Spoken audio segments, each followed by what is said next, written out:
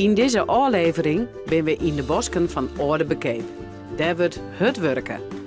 Een groep van zo'n 15 vrijwilligers is 3 maandschaften in een week aan de gang met het omzeggen van bomen. Ontwerper van de terp van de toekomst in Blijen, Ruud Reutelingsberger, had naar aanleiding van feedback uit het dorp het ontwerp aanpast. En op de Universiteit van Grains moeten we Jeroen Wiersma. Hij werkt als projectleider bij het kenniscentrum Landschap van de Rug en bij Landschapsbeheer Friesland. En weet een soort over het landschap van de Pijnemieden.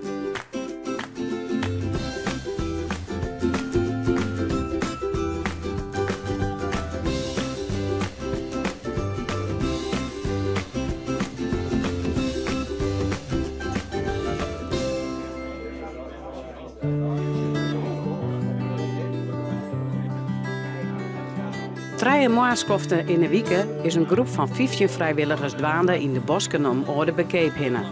Ze hel je de hulst voort en zeeg je de bjemmen om die ten even het ontwerp van Roodbaard net jaren.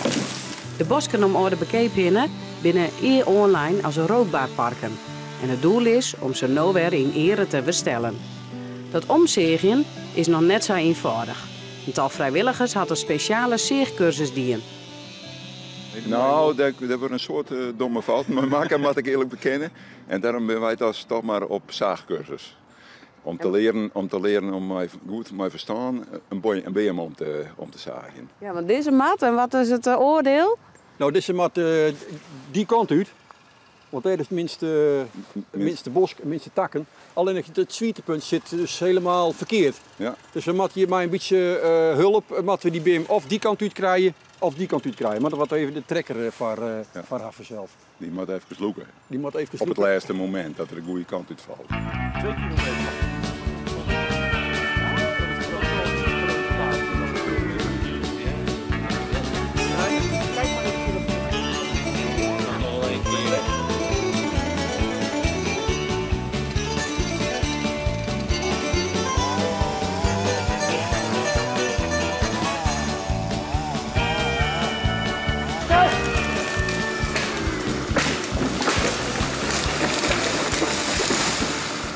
Is mooi vol, hè?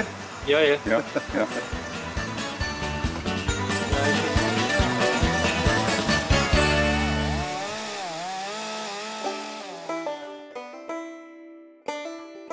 Hoewel het nog zeer de vraag is of de terp van de toekomst er echt komt, ging de Tarriedings gewoon terug.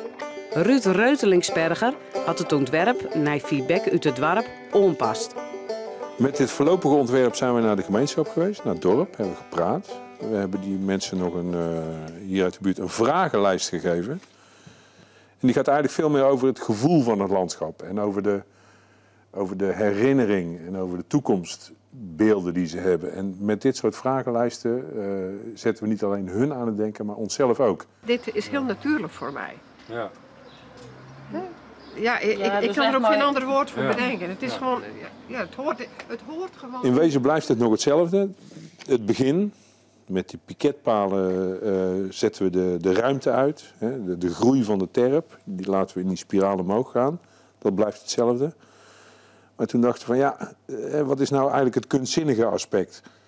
Wat is nu het beeld wat je echt aantrekt in de vet, waardoor je denkt van ik moet daarheen. Wat is het mysterie? Dus je komt aanlopen op dat werk, in die poort, en dan loop je die zuilenstelling in. En die zuilenstelling die begint op de grond, gewoon op 0 NAP. En die loopt langzaam maar zeker naar 5 meter hoogte.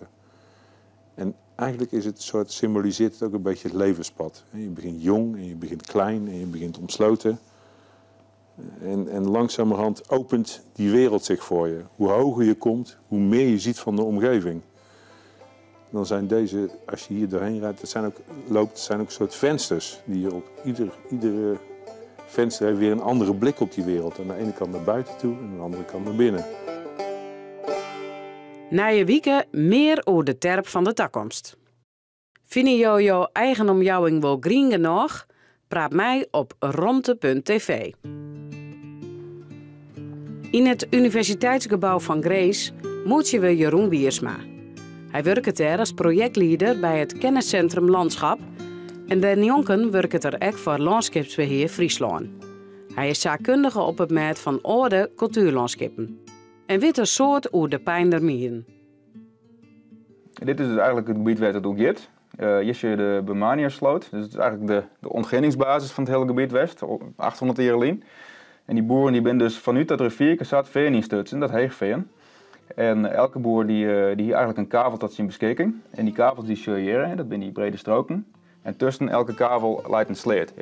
Dat heeft ze destijds groeven om dat gebied te ontwetteren. En vervolgens kwamen er spontane elzen, oorplakken bij deze planten. En dat is heel kenmerkend voor dit gebied. En dat zie je in dat landschap nog heel mooi rond. Dus het zijn echt die rug, de lange lijnen, dus dat zijn die sleten, maar die elzensingels. Dat vertelt eigenlijk het hele verhaal van de ontginning van die noordelijke Friese Waarden. En daarom is ze extra waardevol, cultuurhistorisch. Toen ik er voor het eerst verjeerde, dacht ik van ja, dat is wel wat. 44 huizen in een tamelijk kwetsbaar gebied, wat nog best wel mooi is. Het is intact, de structuren lezen er nog heel mooi bij. Dus toen dacht ik wel even van ja, ik weet het net of dit wel zo'n goed plan is. Maar toen heb ik het plan erbij gepakt. En wat me opviel, eigenlijk liep de eerste zin wie van ja, het is een mooi gebied, dat willen we ze houden en zo nodig willen we dat nog versterken. Het kost het geld. En vervolgens komen ze dus mijn constructie, dat 44 mensen daar een huisdeel zijn te kennen. Maar tegelijkertijd, ze betalen niet alleen voor hun eigen kavel en hun eigen huis, maar ze betalen ook maar over het landschap daaromheen. En hij heeft over haast 90 hectare. Het gaat vooral om het landschap tussen die singels. Dat is nou eigenlijk, het wordt vrij intensief gebruikt. We hebben het op een aantal van die percelen met mais verbouwd. Over percelen heeft toch wel iets beetje wat een monocultuur van Engels rijgas. Er zit een brood eiwit in, dat is goed voor de kei, die leveren dat erom in molken. Dat gebied wordt als een oerhevelen aan de coöperatie. En die hebben dus van doel om daar een soort van kruiderijke gasland van te maken. Dus dat is dan interessant voor de biodiversiteit. In kwarten zal uiteindelijk worden met het bouwriepmaatje van de kavels. Landschapsarchitect Nico Kloppenborg is Jood ook in orde bekeep. 2 maanden vliegen bij hij er om in het bos de bjemmen aan te wijzen die het voortmatten. Hij is bijzonder tevreden met het resultaat op nota. De huls is voort en er zijn heel soort beuken voort. Het wie vroeger volle meer eikenbjemmen hier. En er binnen een heel soort eiken binnen slecht en min de deer daar werd het geen kweer aan die lieten we staan voor de spechten en de vogels en de vleermuizen. Maar werd het wel kweer kan, zo'n beem die op het pad vallen kan of in de viever, helium voort. En het hulst, dat groeit onbiedig door al het stikstof wat er in de lucht zit. Vroeger wie de hulst net zo opdringerig als er nou is, maar die groeit overal. En die verstopt het hele zicht in het bos. Dat wordt helemaal donkergroen. En er moeten weer lijnen in komen. Just de beek weer mooi rinnen. En de heuveltjes. En in ene komt er dan bosbest tevoorschijn. Dat is leuk.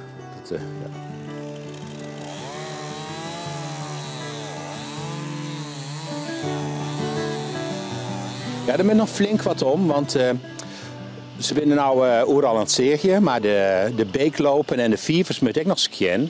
En dat kan net met de hand, dat moet met grut ark gebeuren. Dus er moet een trekker en een keeper en een dumper met erin.